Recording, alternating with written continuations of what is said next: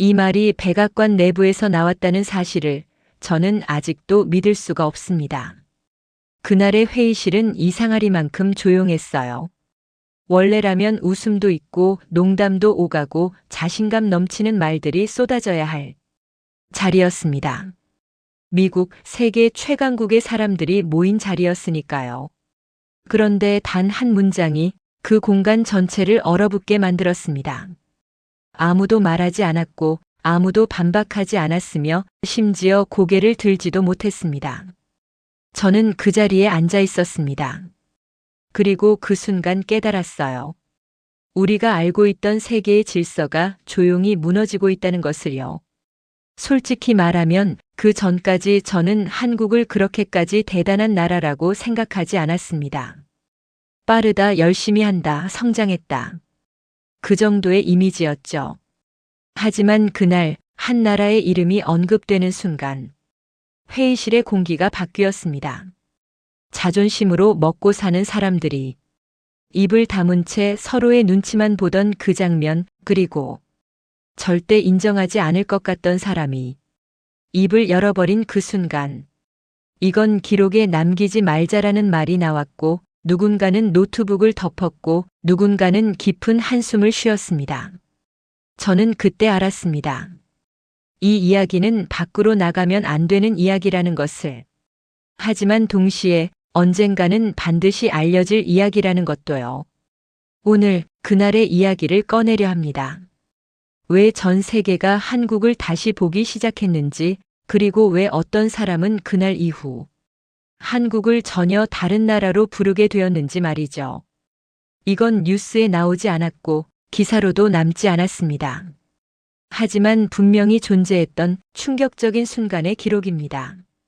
이야기를 시작하기 전에 구독과 좋아요와 함께 여러분들이 어디서 영상을 보고 계신지 댓글로 적어주세요.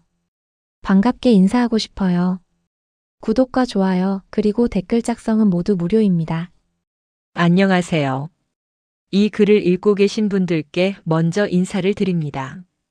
이렇게 사연을 제보하게 될 줄은 솔직히 상상도 못했습니다. 제 이름은 마이클 헤이스입니다. 미국에서 태어나고 자랐고 지금까지 30년 가까운 시간을 군수산업과 국가안보 관련 분야에서 보냈습니다. 공식 직함을 길게 적자면 번거롭지만 쉽게 말해 저는 미국 정부와 민간 방산기업 사이에서 기술과 전략을 연결하는 일을 해왔던 사람입니다. 이 사연을 쓰는 지금도 마음이 편하지는 않습니다. 이 이야기는 원래 기록으로 남겨지지 않기로 했고 회의가 끝난 직후 이 부분은 공식 문서에서 삭제한다라는 말이 분명히 나왔던 내용이기 때문입니다. 그날 회의에 참석했던 사람들 대부분은 지금도 그 이야기를 꺼내지 않습니다. 저 역시 오랫동안 침묵을 지켜왔습니다. 하지만 시간이 지나면서 언젠가는 누군가는 이 이야기를 해야 한다는 생각이 들었습니다. 그리고 그 누군가가 제가 될 줄은 몰랐습니다. 저는 평생 미국이라는 나라에 대한 자부심을 가지고 살아왔습니다. 미국은 언제나 선택하는 쪽이었고 기준을 만드는 쪽이었으며 다른 나라들이 따라오게 만드는 위치에 있다고 믿어왔습니다. 그 믿음은 제 직업적 정체성과도 깊게 연결되어 있었습니다. 솔직히 말씀드리면 저는 미국이 아닌 다른 나라의 기술이나 판단을 진지하게 참고해야 할 상황이 올 거라고는 거의 생각해 본 적이 없었습니다. 한국이라는 나라 역시 제게는 그런 존재였습니다. 뉴스에서 종종 접했고 경제 성장 이야기를 들은 적은 있었지만 어디까지나 빠르게 성장한 동맹국 정도의 이미지였죠.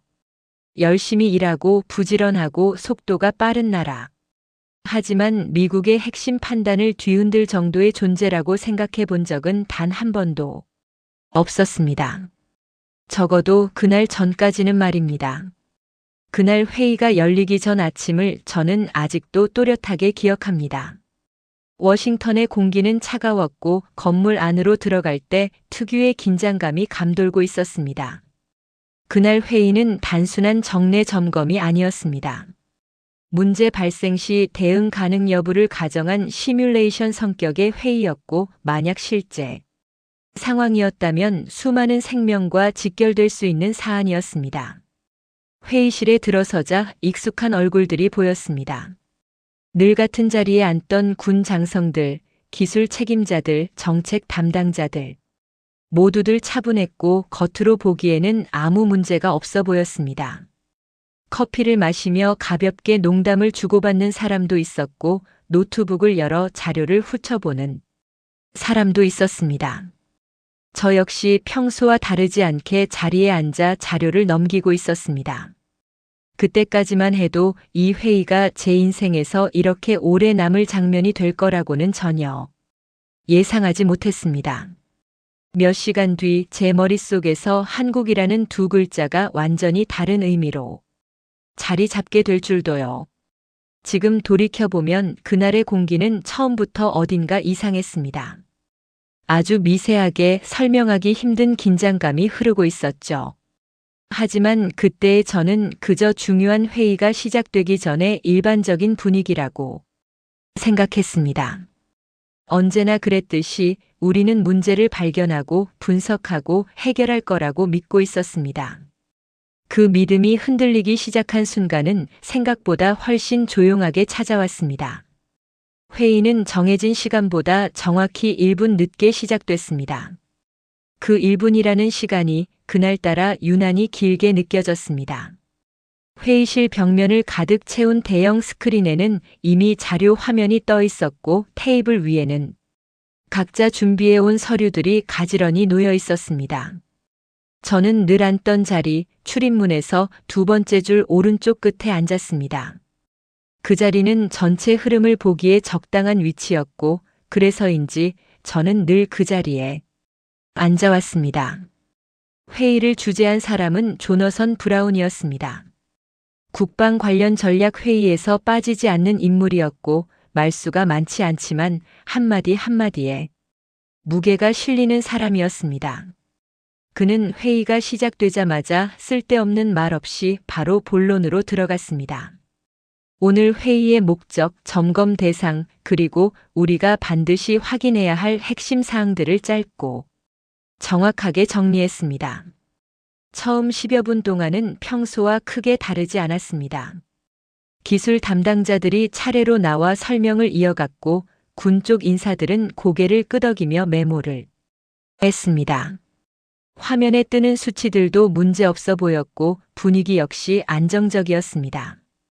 저는 그때까지만 해도 이 회의가 평소처럼 무난하게 끝날 거라고 생각했습니다. 이상한 낌새는 아주 사소한 순간에 나타났습니다. 기술 파트 설명을 맡은 로버트 밀러가 다음 슬라이드로 넘어가려다 마우스를 잡은 손을 잠시 멈췄습니다. 로버트는 철저한 성격의 소유자였습니다. 준비되지 않은 자료를 올리는 법이 없었고 발표 중에 흐름이 끊기는 일도 거의 없었습니다. 그런 로버트가 화면을 바라본 채 몇 초간 말을 멈춘 겁니다. 잠시만 확인하겠습니다. 그의 말투는 최대한 차분했지만 저는 그 미묘한 변화를 놓치지 못했습니다. 회의실 뒤편에서 키보드 소리가 들렸고 기술팀 몇 명이 동시에 화면을 확인하기 시작했습니다. 그 순간부터 분위기는 눈에 띄게 달라졌습니다. 방금 전까지만 해도 가볍게 웃던 사람들이 입을 다물었고 의자에 기대 있던 몸이 자연스럽게 앞으로 기울어졌습니다.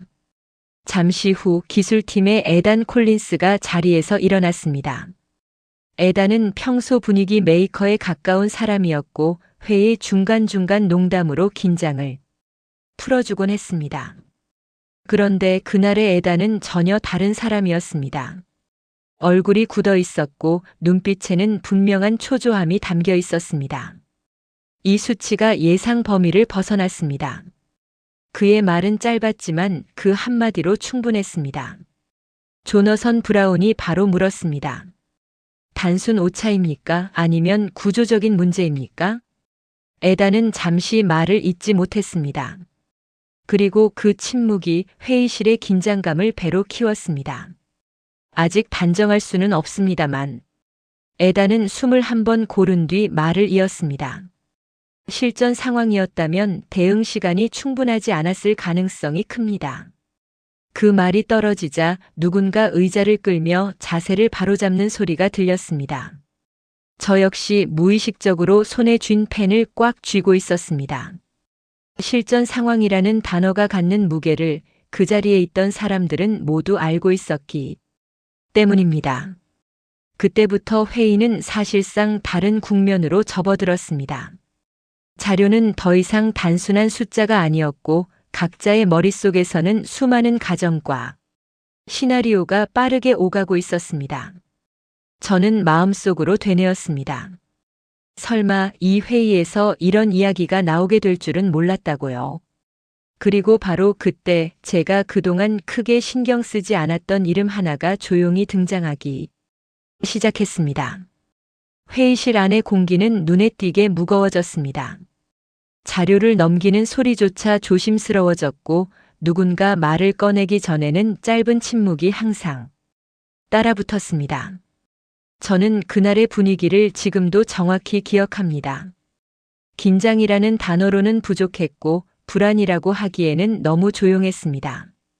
마치 모두가 같은 생각을 하고 있으면서도 그 생각을 입 밖으로 꺼내는 걸 본능적으로 피하고 있는 느낌이었습니다. 그 침묵을 처음 깬 사람은 기술자문위원인 데이비드 리처드슨이었습니다. 데이비드는 회의에서 거의 말을 하지 않는 인물이었습니다. 자료를 검토하고 필요할 때만 짧게 의견을 덧붙이는 사람이었죠. 그래서인지 그가 입을 열었을 때 몇몇 사람들은 동시에 고개를 들었습니다. 확인해 볼 부분이 하나 있습니다. 데이비드는 자신의 노트북 화면을 스크린에 연결하며 말을 이었습니다. 이 모듈의 초기 설계 단계에서 일부 외부 협력 기술이 포함되어 있습니다. 조너선 브라운이 바로 물었습니다. 외부라면 어느 쪽입니까?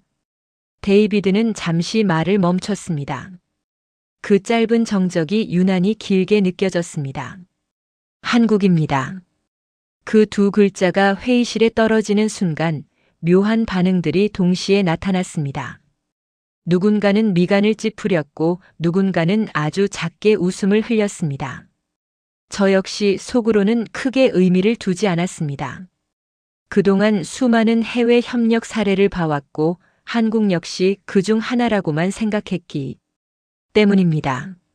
하지만 문제는 그 다음이었습니다. 데이비드가 띄운 비교 화면에는 동일한 상황에서 서로 다른 결과를 보이는 그래프가 나타났습니다. 문제가 발생한 구간과 안정적으로 작동한 구간이 분명하게 나뉘어 있었고 그 경계선에는 공통점이 하나 있었습니다. 한국 기술이 적용된 부분은 정상, 그렇지 않은 부분에서 오류가 발생하고 있었습니다. 회의실 안에서 작은 웅성거림이 일었습니다. 설마 그게 원인이라는 겁니까? 누군가 반신반의하며 묻자 데이비드는 고개를 저었습니다. 원인이라기보다는 차이입니다. 그는 말을 고르듯 천천히 이어갔습니다. 위기 상황에서의 대응 안정성. 그 차이가 생각보다 큽니다. 그제야 저는 등 뒤로 식은땀이 흐르는 걸 느꼈습니다. 단순한 기술 비교가 아니라는 사실이 점점 분명해지고 있었기 때문입니다. 이건 우리가 지금까지 전제로 삼아온 기준 자체를 다시 봐야 할 수도 있다는 의미였습니다. 그때까지 회의실 맨 앞자리에 앉아있던 한 사람이 아무 말도 하지 않고 있었습니다. 모두가 그 존재를 의식하고 있었지만 누구도 먼저 말을 걸지 않았습니다. 그 사람은 늘 그렇듯 회의 내내 표정 변화 없이 자료를 듣고만 있었습니다. 잠시 후 그 사람이 천천히 몸을 앞으로 숙였습니다. 의자가 미세하게 움직이는 소리가 났고 그 소리에 회의실 안의 시선이 자연스럽게 한 곳으로 모였습니다. 저 역시 고개를 들었습니다. 그가 입을 열기 전까지 아무도 말을 하지 않았습니다. 그리고 그 순간 저는 직감했습니다. 지금 이 자리에서 나올 말은 단순한 평가가 아니라는 것을요. 그 한마디가 나오기 전까지의 침묵이 제 기억 속에서는 유난히 길게 남아 있습니다. 회의실의 모든 시선이 한 사람에게 쏠려 있었습니다. 그 자리에 앉아 있던 사람이라면 누구나 느꼈을 겁니다. 지금 이 순간이 단순한 기술 보고를 넘어서는 지점이라는 것을요. 저 역시 숨을 고르며 그 사람을 바라보고 있었습니다. 그리고 그가 고개를 들었을 때 회의실 안의 공기는 더 이상 이전과 같지 않았습니다. 그 사람은 도널드 트럼프였습니다. 그는 천천히 주변을 둘러보며 아무 말 없이 몇 초를 보냈습니다. 그 몇 초가 왜 그렇게 길게 느껴졌는지는 지금도 설명하기 어렵습니다. 트럼프는 늘 직설적이고 생각이 얼굴에 그대로 드러나는 인물이었지만 그날만큼은 달랐습니다. 표정에는 감정이 거의 없었고 오히려 무언가를 계산하고 정리하는 듯한 눈빛이었습니다. 지금 이 상황을 그가 입을 열자 회의실은 완전히 정지한 것처럼 조용해졌습니다. 실전이라고 가정하면 우리는 몇 분을 잃는 겁니까?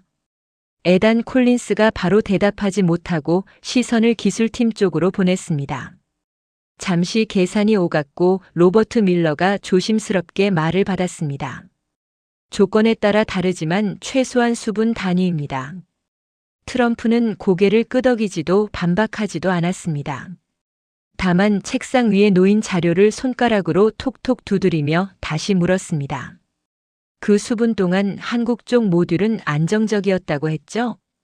데이비드 리처드슨이 고개를 끄덕였습니다. 네, 같은 조건에서요. 그 순간 저는 이상한 감정을 느꼈습니다. 회의의 초점이 서서히 바뀌고 있다는 느낌이었습니다. 문제를 덮거나 축소하려는 분위기가 아니라 누가 준비되어 있었는지를 묻는 방향으로 흐르고 있었기 때문입니다. 미국 내부의 오류를 어떻게 감출 것인가가 아니라 왜 우리는 그 상황을 대비하지 못했는가라는 질문으로요. 트럼프는 잠시 말을 멈추더니 아주 낮은 목소리로 혼잣말처럼 중얼거렸습니다. 흥미롭군. 그 한마디에 회의실 안의 사람들이 서로 눈치를 보았습니다. 누구도 그 말의 의미를 정확히 짐작하지 못했습니다. 다만 분위기가 바뀌고 있다는 사실만은 모두가 느끼고 있었습니다. 그 이후로 회의는 전혀 다른 방향으로 흘러갔습니다. 기존 시스템의 강점을 설명하던 발표는 중단되었고 대신 비교 자료가 하나씩 추가되기 시작했습니다. 미국 기준으로 충분하다고 여겨졌던 수치들이 다른 기준과 나란히 놓이자 전혀 다르게 보이기 시작했습니다. 저는 그 장면을 보며 마음이 복잡해졌습니다. 미국의 시스템이 무너졌다는 의미는 아니었습니다. 다만 우리가 당연하게 여겨왔던 기준이 절대적이지 않을 수도 있다는 사실이 서서히 드러나고 있었던 겁니다. 그리고 그 기준의 바깥에서 조용히 준비하고 있던 나라가 있었다는 사실도요. 회의가 잠시 휴식에 들어갔을 때 저는 복도를 걸으며 깊은 숨을 내쉬었습니다. 머릿속이 복잡했습니다. 기술적인 문제를 넘어 이 이야기가 어디까지 이어질지 감이 잡히지 않았기 때문입니다. 그때 제 옆으로 에단 콜린스가 다가왔습니다. 솔직히 말해서요. 에단은 목소리를 낮추며 말했습니다. 저도 이렇게까지 차이가 날 줄은 몰랐습니다. 저는 아무 말도 하지 못한 채 고개만 끄덕였습니다. 그 말이 그날 회의의 본질을 가장 정확하게 표현하고 있었기 때문입니다. 휴식 시간은 15분으로 예정되어 있었지만 실제로는 그보다 훨씬 짧게 느껴졌습니다. 복도에 나와도 누구 하나 가볍게 농담을 하거나 전화를 받는 사람은 없었습니다. 모두들 낮은 목소리로 아주 조심스럽게 이야기를 나누고 있었습니다.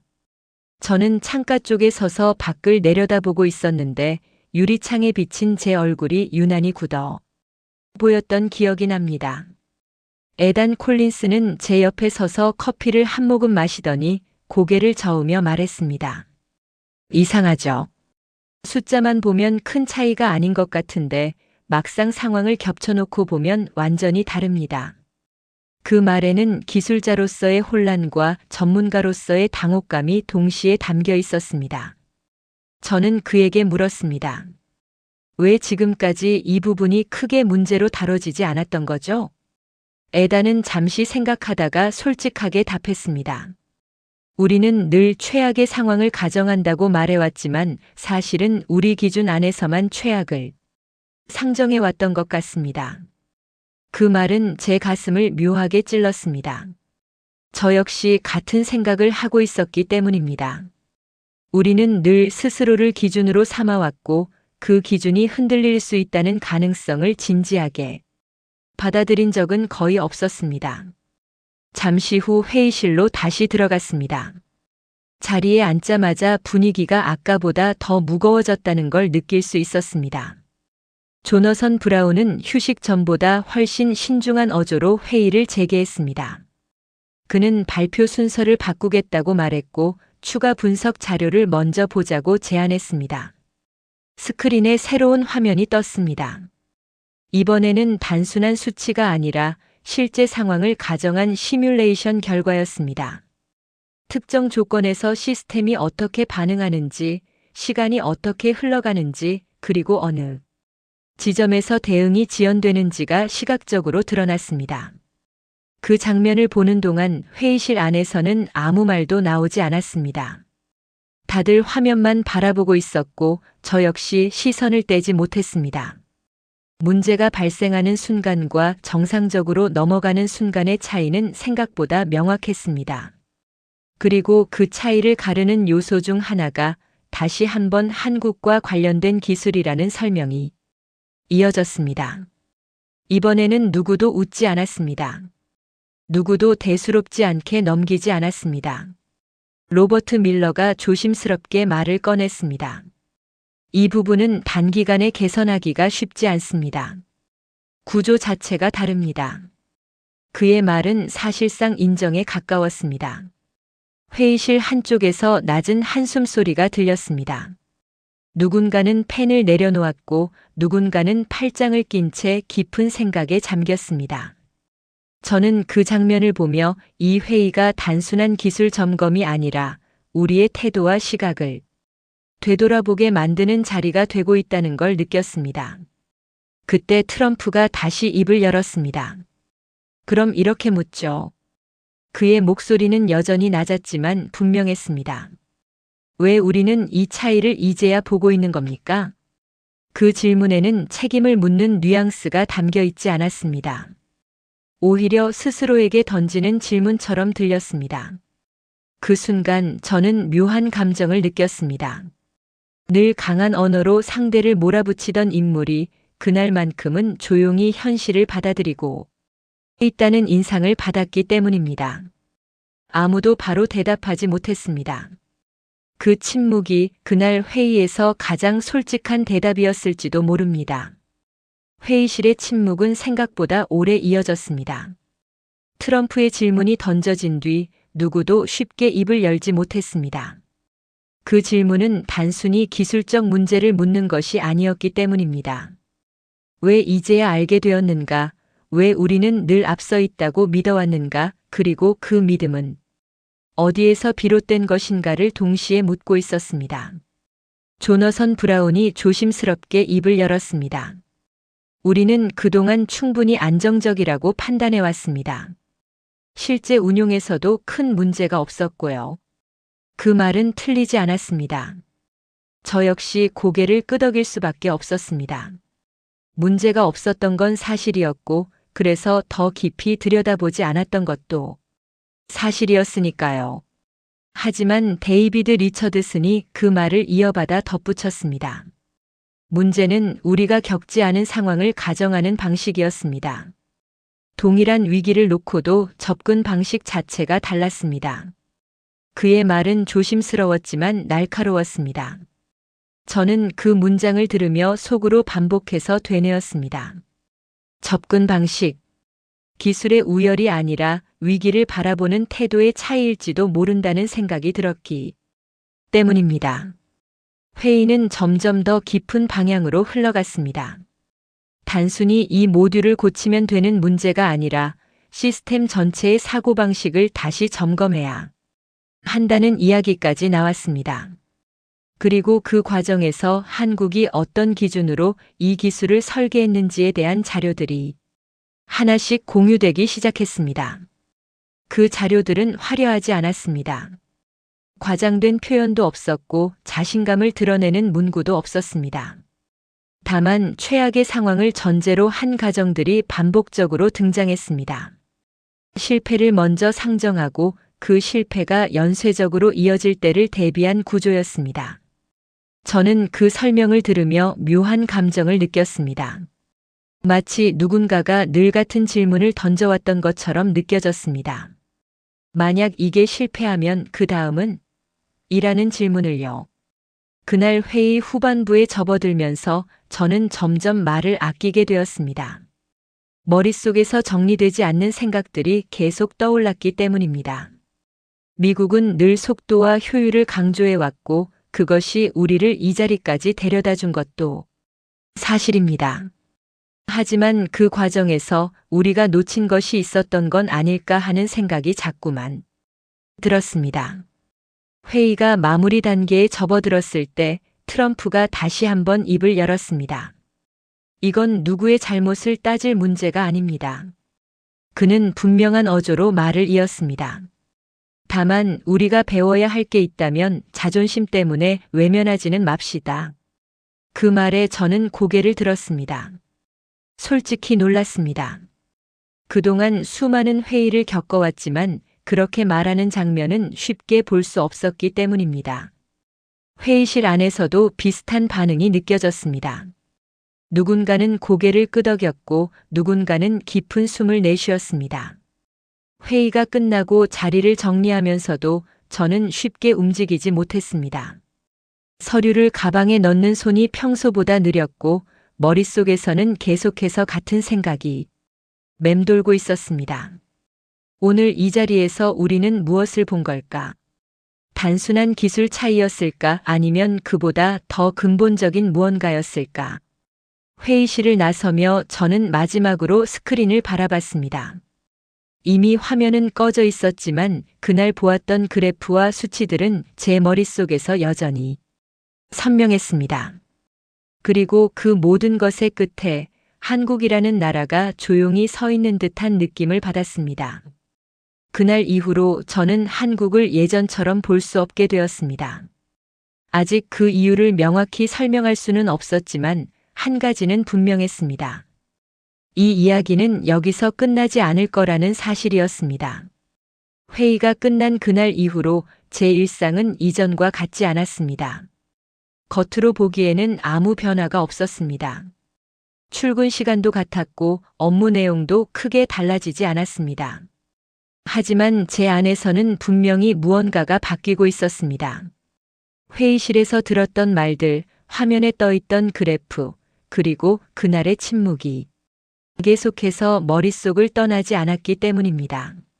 며칠 뒤 저는 조너선 브라운으로부터 연락을 받았습니다. 그가 직접 전화를 거는 일은 흔치 않았습니다. 마이클, 시간 괜찮습니까? 그의 목소리는 평소보다 낮고 조심스러웠습니다.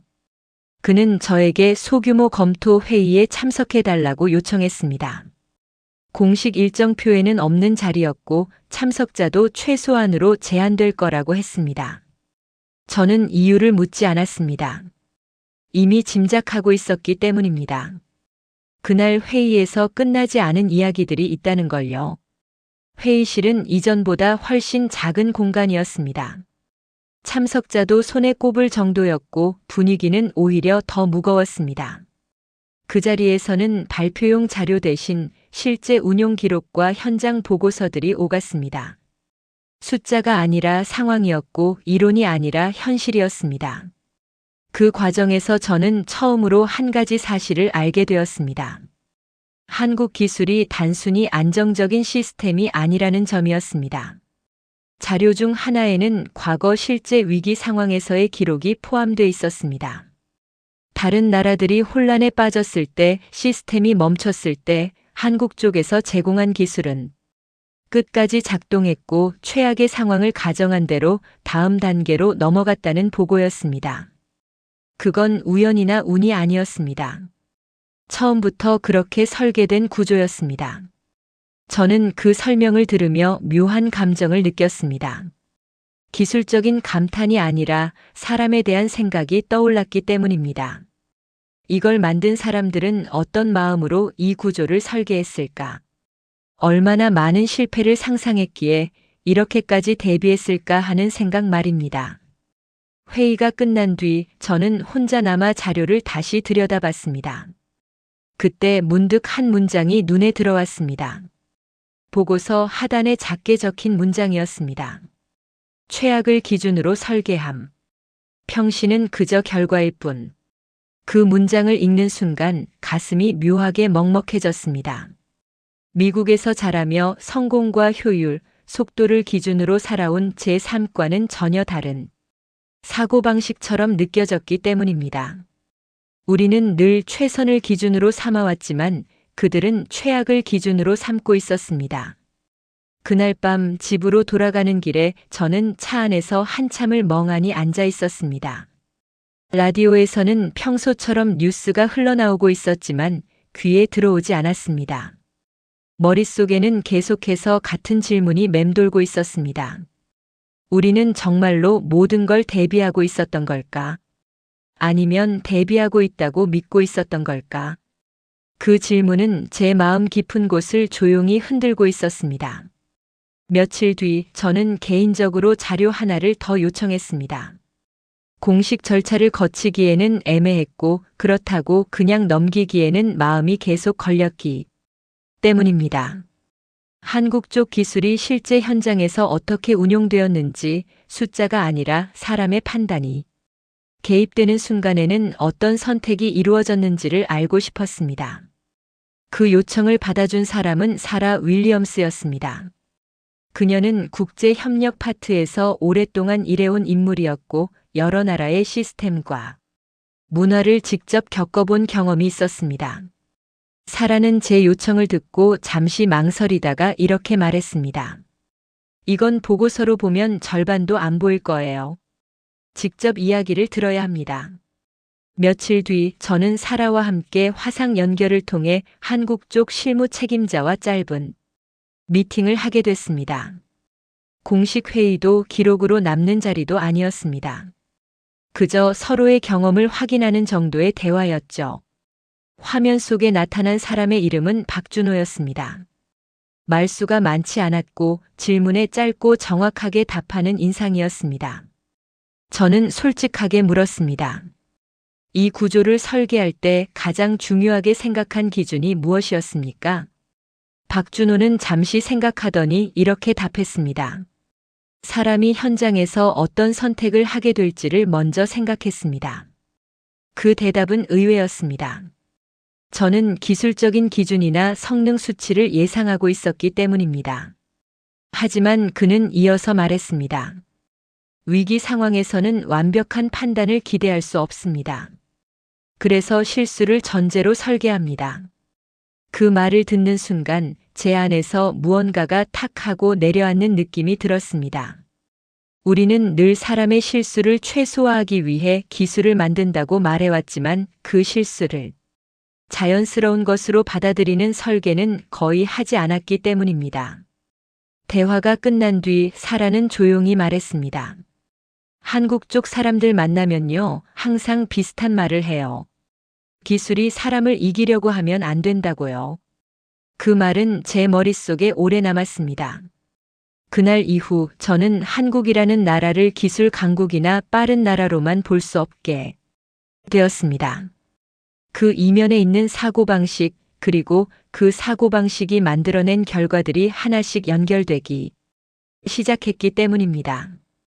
그리고 그 연결의 끝에서 저는 또 하나의 사실을 알게 되었습니다. 그날 회의에서 문제가 됐던 그 시스템은 실제로 얼마 지나지 않아 수정 작업에 들어갔습니다. 그리고 그 수정의 기준점이 된 것은 다름 아닌 한국 쪽 설계 철학이었습니다.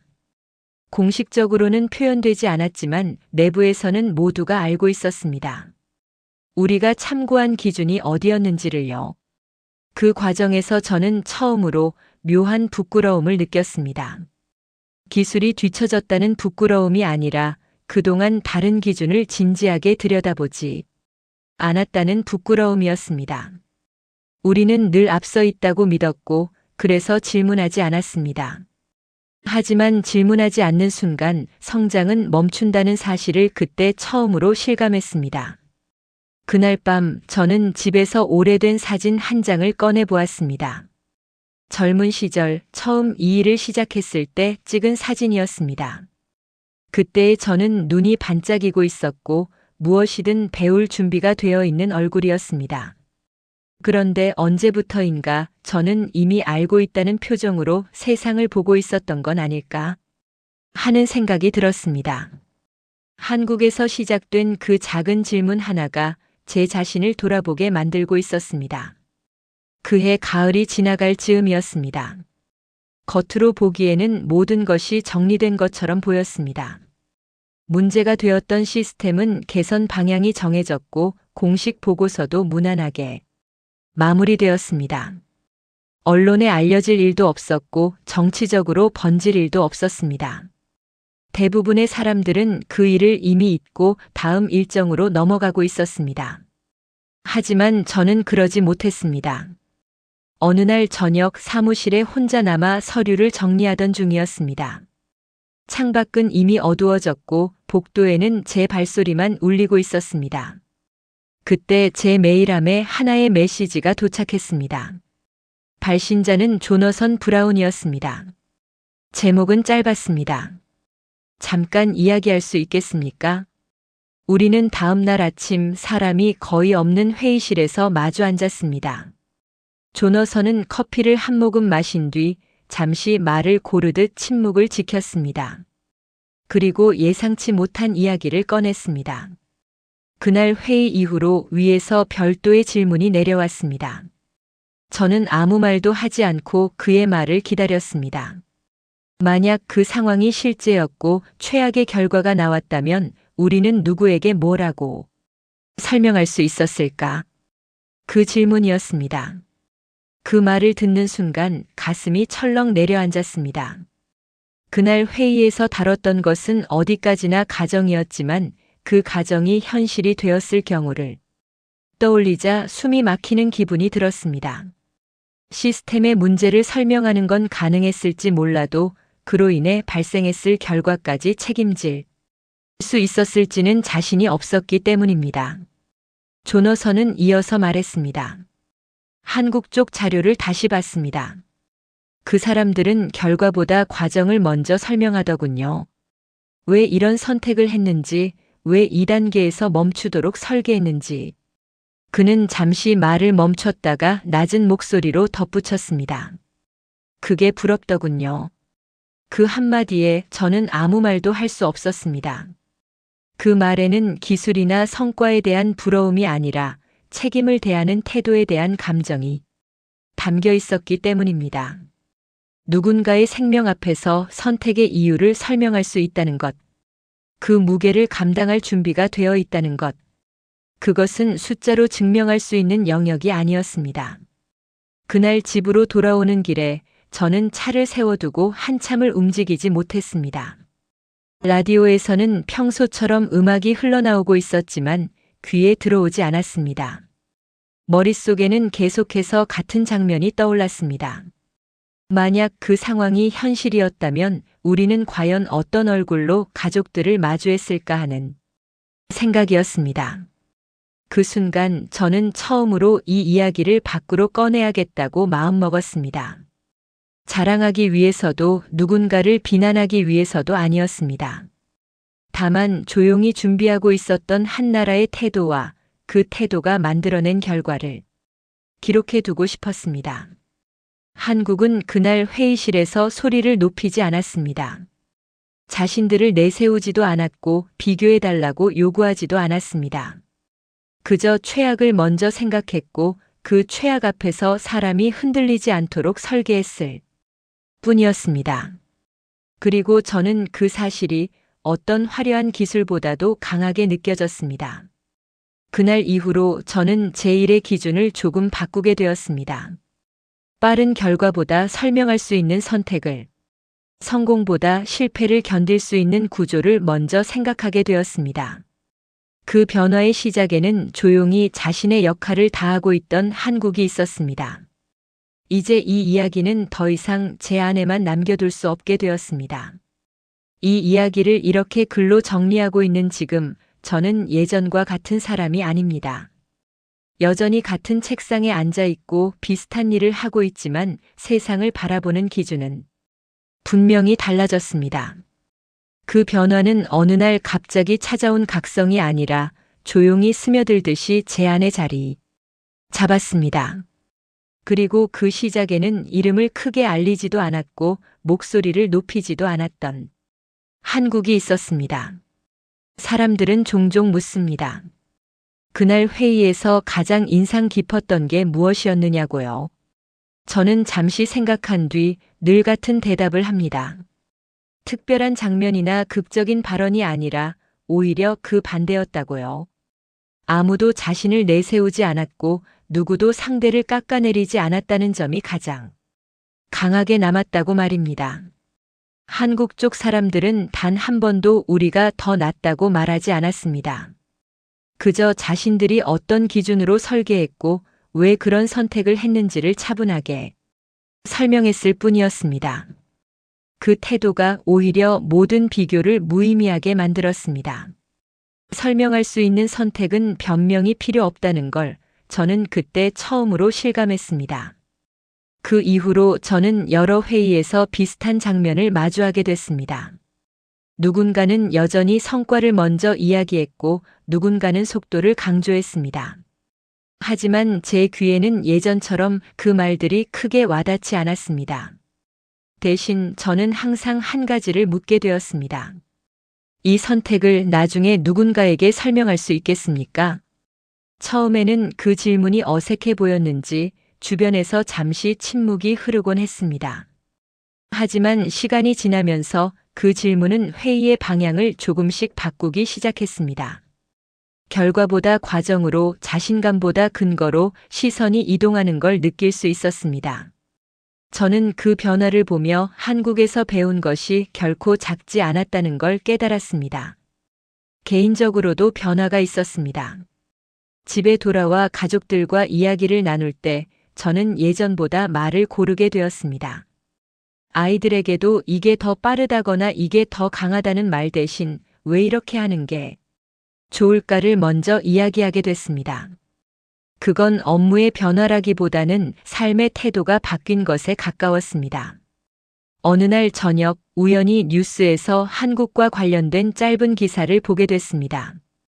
기술이나 경제 이야기가 아니라 재난 대응과 관련된 내용이었습니다. 저는 무심코 화면을 바라보다가 그날 회의실에서 봤던 자료들이 떠올랐습니다. 최악을 먼저 생각하고 그 최악 앞에서 사람이 무너지지 않도록 준비하는 태도. 그 철학은 여전히 같은 방향을 보고 있다는 느낌이 들었습니다. 그 순간 저는 묘한 안도감을 느꼈습니다. 세상이 언제나 완벽하게 흘러가지는 않겠지만 적어도 누군가는 조용히 대비하고 있다는 사실이 위로처럼 다가왔기 때문입니다. 그리고 그 누군가가 한국이라는 나라라는 점이 제게는 오래 남는 울림으로 남았습니다. 아직 이야기는 끝나지 않았습니다. 이 사연을 쓰는 이유도 단순히 과거를 돌아보기 위해서만은 아닙니다. 저는 이 이야기가 누군가에게는 기준을 다시 생각해 볼 계기가 되기를 바랍니다. 저에게 그랬던 것처럼 말입니다. 이 사연을 제보하기로 마음먹기까지 저는 꽤 오랜 시간을 망설였습니다. 이 이야기가 누군가에게는 과장처럼 보일 수도 있고 또 누군가에게는 정치적인 해석으로 읽힐 수도 있다는 걸 알고 있었기 때문입니다. 하지만 그럼에도 불구하고 글을 쓰게 된 이유는 이 경험이 제 삶에서 차지하는 비중이 그만큼 컸기 때문입니다. 사람은 누구나 자신이 속한 환경의 기준에 익숙해집니다. 저 역시 미국이라는 시스템 안에서 오랜 시간 일해오며 그것이 가장 합리적이고 효율적인 방식이라고 믿어왔습니다. 그 믿음이 틀렸다고 말하고 싶은 건 아닙니다. 다만 그 믿음이 전부는 아니었다는 사실을 그날 이후로 인정하게 되었습니다. 한국에서 배운 것은 기술 그 자체보다도 질문의 방향이었습니다. 우리는 늘 얼마나 빠른가, 얼마나 강한가를 먼저 물었습니다. 하지만 그들은 무엇을 지켜야 하는가, 최악의 상황에서도 사람이 설 수 있는가를 먼저 묻고 있었습니다. 그 차이는 숫자로 표현되지 않았지만 실제 상황에서는 결정적인 차이를 만들어내고 있었습니다. 어느 날 저는 후배 한 명과 이런 이야기를 나눈 적이 있습니다. 이름은 케빈 로웰이었고 아직 현장에서 뛰고 있는 사람이었습니다. 그는 제 이야기를 듣고 잠시 생각하더니 이렇게 말했습니다. 그럼 결국 우리는 이길 준비만 하고 있었던 건 아닐까요? 그 말에 저는 쉽게 대답하지 못했습니다. 너무 솔직한 질문이었기 때문입니다. 그날 집으로 돌아와 저는 다시 한번 그 질문을 곱씹었습니다. 우리는 정말로 지킬 준비를 하고 있었던 걸까? 승리를 가정한 시나리오에는 익숙했지만 실패를 전제로 한 책임까지 준비하고 있었던 걸까? 그 질문 앞에서 저는 더 이상 예전처럼 확신에 찬 답을 내놓을 수 없었습니다. 한국이라는 나라는 적어도 제가 만난 그 사람들은 승리를 자랑하지 않았습니다. 대신 실패를 견디는 법을 이야기했습니다. 그리고 그 태도는 이상하게도 저에게 큰 위안을 주었습니다. 완벽하지 않아도 괜찮고 모든 걸 통제하지 못해도 괜찮다는 메시지처럼 느껴졌기 때문입니다. 중요한 건 그 상황에서 사람을 포기하지 않는다는 점이었습니다. 이 사연을 통해 누군가가 한국을 대단한 나라라고 느끼게 된다면 저는 그것만으로도 충분하다고 생각합니다. 하지만 더 바라는 것이 있다면 그 대단함이 화려한 성과나 자랑이 아니라 조용히 책임을 준비해온 태도에서 비롯되었다는 점을 함께 느껴주셨으면 합니다. 저에게 한국은 더 이상 먼 나라가 아닙니다. 지도 위의 한 점도 뉴스 속의 키워드도 아닙니다. 제 기준을 바꿔놓았고 제 질문의 방향을 바꿔놓은 존재입니다. 그리고 그 변화는 앞으로도 제 선택 속에 오래 남아있을 것 같습니다. 이제 이 이야기도 서서히 끝을 향해 가고 있습니다. 이 글을 마치며 저는 다시 한번 스스로에게 묻고 있습니다. 왜 이제야 이 이야기를 꺼내게 되었을까 하고요. 어쩌면 저는 오랫동안 제가 보고 느낀 것을 인정하는데 시간이 필요했는지도 모릅니다. 익숙한 기준을 내려놓는 일은 생각보다 큰 용기가 필요했기 때문입니다. 사람들은 종종 나라의 힘을 이야기할 때 숫자와 순위를 먼저 꺼냅니다. 경제 규모, 군사력, 기술력 같은 것들 말입니다. 저 역시 그렇게 살아왔습니다. 하지만 그날 이후로 저는 힘이라는 단어를 다르게 생각하게 되었습니다.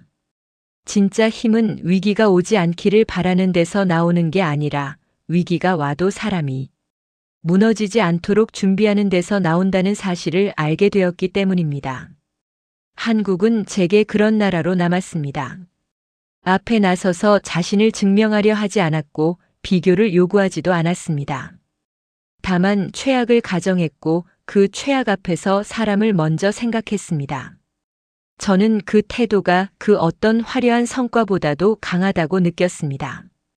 이 사연을 읽는 분들 중에는 한국에 살고 계신 분도 있을 것이고 이미 이 나라의 일상을 너무 당연하게 여기고 계신 분도 있을 겁니다. 하지만 제가 외부에서 바라본 한국은 결코 당연한 나라가 아니었습니다. 오히려 드물고 쉽게 흉내낼 수 없는 방향을 선택해온 나라였습니다. 지금 이 순간에도 세상 어딘가에서는 또 다른 위기가 준비되고 있을지도 모릅니다. 그 위기가 언제 어떤 모습으로 찾아올지는 아무도 알 수 없습니다. 하지만 저는 알고 있습니다. 적어도 한 나라에서는 그 가능성을 외면하지 않고 조용히 대비하고 있다는 사실을요. 이 이야기를 자랑처럼 들려주고 싶지는 않습니다. 다만 기록으로 남기고 싶었습니다. 제가 보았던 태도, 제가 배웠던 기준, 그리고 제가 존중하게 된 나라에 대해서요. 이 사연이 누군가에게 작은 질문 하나라도 남긴다면 그걸로 충분합니다. 마지막으로 이 글을 읽어주신 분들께 감사의 말씀을 드립니다. 제 이야기를 끝까지 들어주셨다는 것만으로도 저는 큰 위로를 받았습니다. 그리고 언젠가 다시 선택의 순간에 서게 된다면 저는 그날 회의실에서 보았던 장면을 떠올릴 것 같습니다. 조용히 그러나 끝까지 준비하고 있었던 나라.